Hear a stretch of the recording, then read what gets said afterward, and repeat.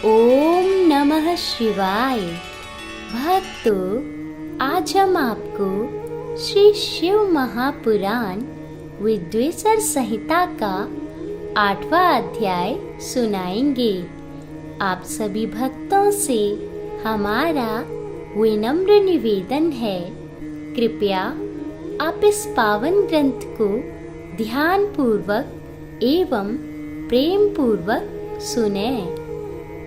मोक्षदायक पुण्य क्षेत्रों का वर्णन। काल विशेष में विभिन्न नदियों के जल में स्नान के उत्तम फल का निर्देश तथा तीर्थों में पाप से बचे रहने की चेतावनी।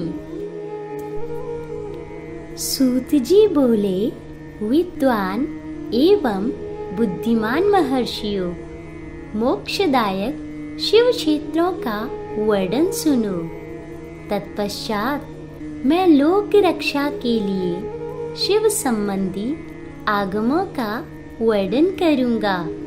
पर्वत, वन और काननों सहित इस पृथ्वी का विस्तार 50 करोड़ योजन है। भगवान शिवजी की आज्ञा से पृथ्वी संपूर्ण जगत को धारण करके स्थित है। भगवान शिवजी ने भूतल पर विभिन्न स्थानों में वहाँ के निवासियों को कृपा पूर्वक मोक्ष देने के लिए शिव क्षेत्र का निर्माण किया है। कुछ क्षेत्र ऐसे हैं जिन्हें देवताओं तथा ऋषियों ने अपना वास स्थान बनाकर अनुग्रहित किया है, इसीलिए उनमें तीर्थत्व प्रकट हो गया है। तथा अन्य बहुत से तीर्थ क्षेत्र ऐसे हैं जो लोगों की रक्षा के लिए स्वयं प्रादुर्भूत हुए हैं। तीर्थ और क्षेत्र में जाने पर मनुष्य को सदा स्नान, दान और जप आदि करना चाहिए, अन्यथा वह रोग, दरिद्रता तथा मूर्खता आदि दोषों का भागी होता है। जो मनुष्य इस भारतवर्ष के भीतर मृत्यु को प्राप्त होता है, वह अपने पुण्य के फल से ब्रह्मलोक में वास करके पुण्य क्षय के पश्चात पुनः मनुष्य योनि में ही जन्म लेता है। पापी मनुष्य पाप करके दुर्गति में ही पड़ता है। ब्राह्मणों, पुण्य क्षेत्र में पाप कर्म किया जाए तो वह और भी दृढ़ हो जाता है। अतः पुण्य क्षेत्र में निवास करते समय सूक्ष्म से सूक्ष्म अथवा थोड़ा सा भी पाप ना करें। सिंधु और सतलज नदी के तट पर बहुत से पुण्य क्षेत्र हैं। सरस्वती नदी परम पवित्र और 60 मुख वाली कही गई है, अर्थात उसकी 60 धाराएं हैं। विद्वान पुरुष सरस्वती के उन धाराओं के तट पर निवास करे तो वह क्रमशः ब्रह्मपद को पा लेता है। हिमालय पर्वत से निकली हुई पुण्य सलिला गंगा 100 मुख वाली नदी है। उसके तट पर काशी, प्रयाग आदि अनेक पुण्य क्षेत्र हैं। वहाँ मकर राशि के सूर्य होने पर गंगा की तटभूमि पहले से भी अधिक प्रशस्त एवं पुण्यदायक हो जाती है। सोनभद्र नद की 10 धाराएं हैं। वह बृहस्पति के मकर राशि में आने पर अत्यंत पवित्र तथा अभीष्ट फल देने वाला हो जाता है। उस समय वहाँ स्नान और उपवास करने से विनायक पद की प्राप्ति होती है।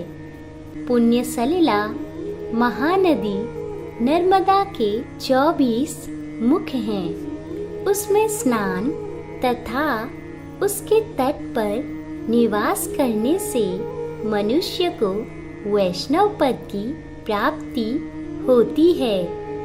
तमसा के 12 तथा रेवा के 10 मुख हैं। परम पुण्यमयी गोदावरी के 21 मुख बताए गए हैं। वह ब्रह्म हत्या तथा गोवध के पाप का भी नाश करने वाली एवं रुद्रलोक देने वाली है। कृष्णवेणी नदी का जल बड़ा पवित्र है। वह नदी समस्त पापों का नाश करने वाली है। उसके 18 मुख बताए गए हैं तथा वह विष्णु लोक प्रदान करने वाली है। तुंगभद्रा के 10 मुख हैं। वह ब्रह्मलोक देने वाली है। पुण्य सलिला सुवर्ण मुखरी के 9 मुख कहे गए हैं।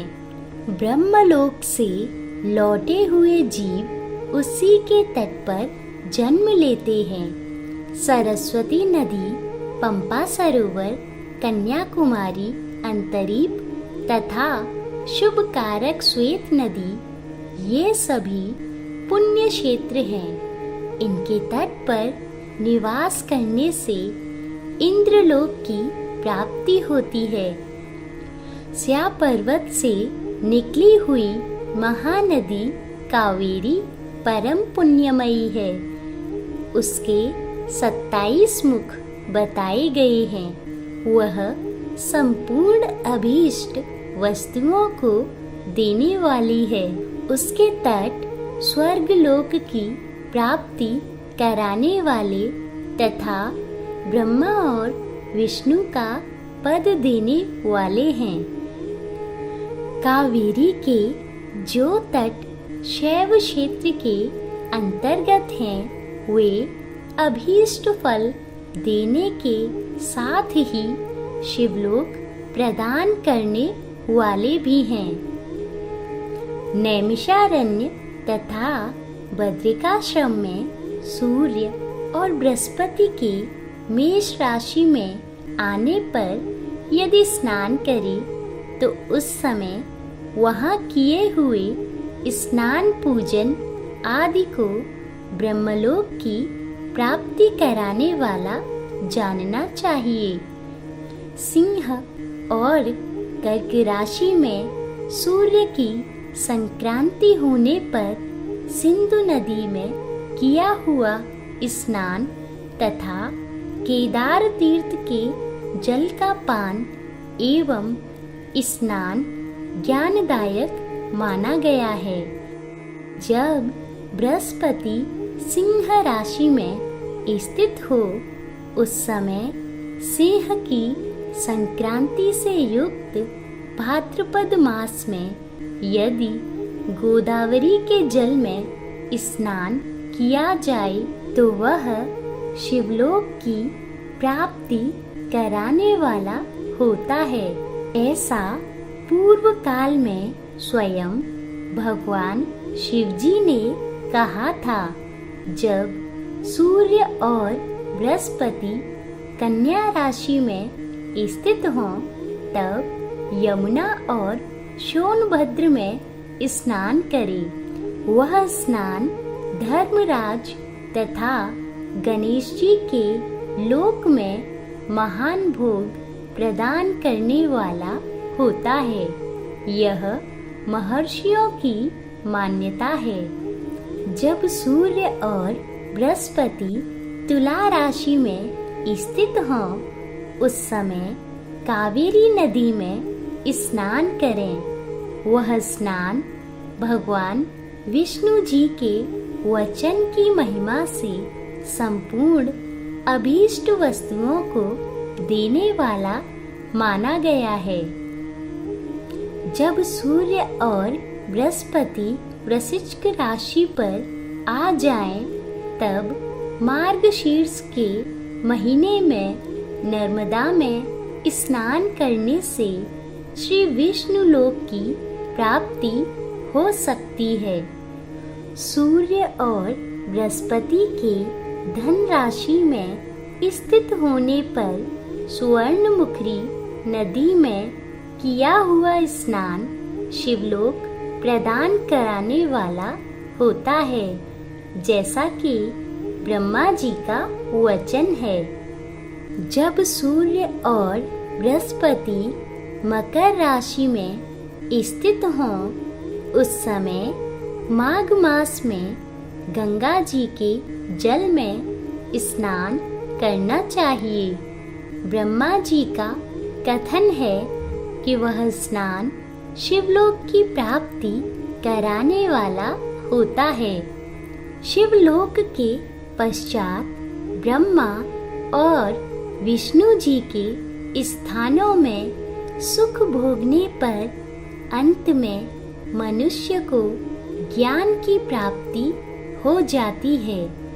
माघ मास में तथा सूर्य के कुंभ राशि में स्थित होने पर फागुन मास में गंगा जी के तट पर किया हुआ श्राद्ध, पिंडदान अथवा तिलोदक दान पिता और नाना दोनों कुलों के पितरों की अनेक पीढ़ियों का उद्धार करने वाला माना गया है। सूर्य और बृहस्पति जब मीन राशि में स्थित हों, तब कृष्णवेणी नदी में किए गए स्नान की ऋषियों ने प्रशंसा की है। उन महीनों में पूर्वोक्त तीर्थों में किया हुआ स्नान इंद्रपद की प्राप्ति कराने वाला होता है। विद्वान पुरुष गंगा अथवा कावेरी नदी का आश्रय लेकर तीर्थवास करें। ऐसा करने से तत्काल किए हुए पाप का निश्चय ही नाश हो जाता है। रुद्रलोक प्रदान करने वाले बहुत से क्षेत्र हैं। ताम्रपर्णी और वेगवती ये दोनों नदियाँ ब्रह्मलोक की प्राप्ति रूप फल देने वाली हैं। इन दोनों के तट पर कितने ही स्वर्गदायक क्षेत्र हैं। इन दोनों के मध्य में बहुत से पुण्यप्रद क्षेत्र हैं। वहाँ निवास करने वाला विद्वान पुरुष वैसे फल का भागी होता है। सदाचार, उत्तम वृत्ति तथा सद्भावना के साथ मन में दया भाव रखते हुए विद्वान पुरुष को तीर्थ में निवास करना चाहिए, अन्यथा उसका फल नहीं मिलता। पुण्य क्षेत्र में किया हुआ थोड़ा सा पुण्य भी अनेक प्रकार से वृद्धि को प्राप्त होता है तथा वहाँ किया हुआ छोटा सा पाप भी महान हो जाता है। यदि पुण्य क्षेत्र में रहकर ही जीवन बिताने का निश्चय हो तो उस पुण्य संकल्प से उसका पहले का सारा पाप तत्काल नष्ट हो जाएगा, क्योंकि पुण्य को ऐश्वर्यदायक कहा गया है। ब्राह्मणों तीर्थवास जनित पुण्य कायिक, वाचिक और मानसिक सारे पापों का नाश कर देता है। तीर्थ में किया हुआ मानसिक पाप वज्रलेप हो जाता है। वह कई कल्पों तक पीछा नहीं छोड़ता है। वैसा पाप केवल ध्यान से ही नष्ट होता है, अन्यथा नहीं। वाचिक पाप जप से तथा कायिक पाप शरीर को सुखाने जैसे कठोर तप से नष्ट होता है। अतः सुख चाहने वाले पुरुष को देवताओं की पूजा करते और ब्राह्मणों को दान देते हुए पाप से बचकर ही तीर्थ में निवास करना चाहिए। आज के अध्याय का मूल सार यह है कि सूत जी ऋषियों और मुनियों को बताते हैं कि पुण्य क्षेत्र या तीर्थ क्षेत्र में मनुष्य को छोटे से छोटा अथवा थोड़ा सा भी पाप नहीं करना चाहिए। किस नदी में स्नान करने पर किस फल की प्राप्ति होती है, इस सब की महिमा सूत जी ने सभी ऋषि मुनियों को बतलाई। तीर्थ स्थान पर किया हुआ मानसिक पाप कई कल्पों तक पीछा नहीं छोड़ता है।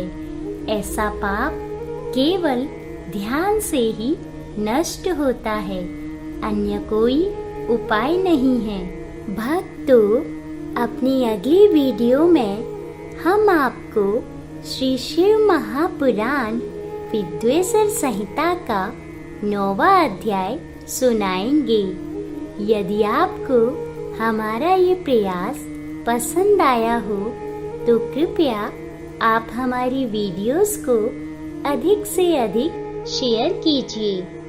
यदि आपका इस पावन ग्रंथ से संबंधित कोई भी सुझाव अथवा प्रश्न हो तो कृपया आप कमेंट बॉक्स में कमेंट कर हमें जरूर बताएं।